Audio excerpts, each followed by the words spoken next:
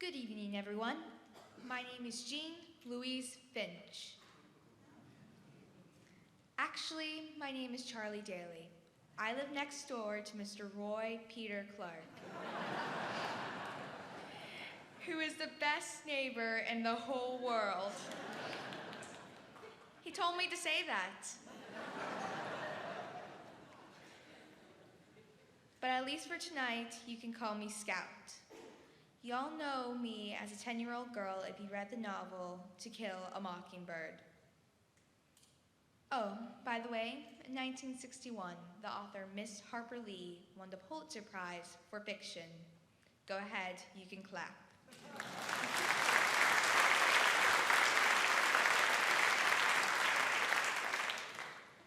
We were all sad to hear about her passing.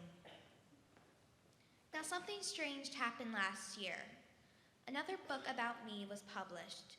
It was called Go Set a Watchman. It's about me as a young woman, but it's also about my father, Atticus. You know, Atticus Finch, playing the movie by Gregory Peck. Well, a lot of people really loved my daddy in Mockingbird. He was kind, fair, and loving. Don't know what happened to him when we get to Watchmen. Feels like someone put some grumpy sauce in his grits. So let's for a minute forget about that old Atticus and remember the young one, the one who inspired us all. Here to bring him back for life for us is Patrick McGinnis. It is 1935. Remember, you are the jury, ladies and gentlemen, and he's about to give you his closing statement. Gentlemen, I shall be brief, and I'd like to use my remaining time with you to remind you that this case is not a difficult one.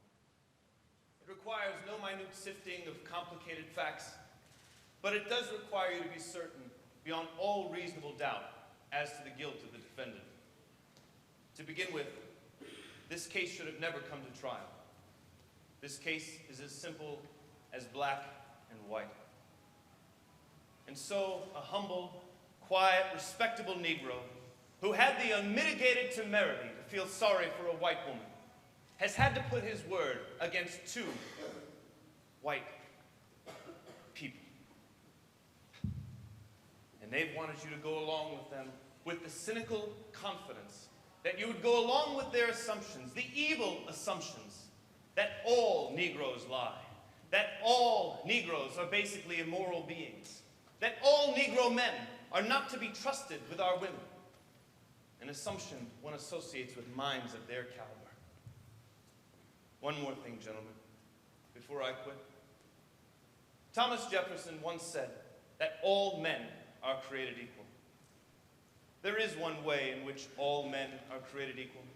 There is one human institution that makes the pauper the equal of a Rockefeller, the stupid man the equal of an Einstein. It makes the ignorant man the equal of any college president. That institution, gentlemen, is a court.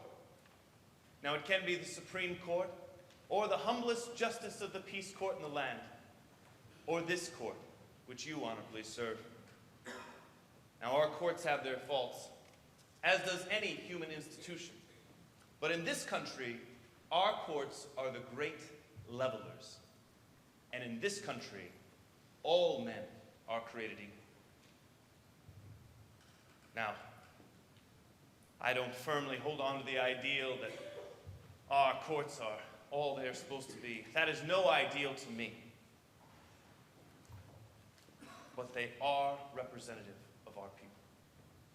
Now, gentlemen, you have heard all the evidence given. You've heard the testimony. And I would like you to release the defendant to his family. In the name of God, do your duty.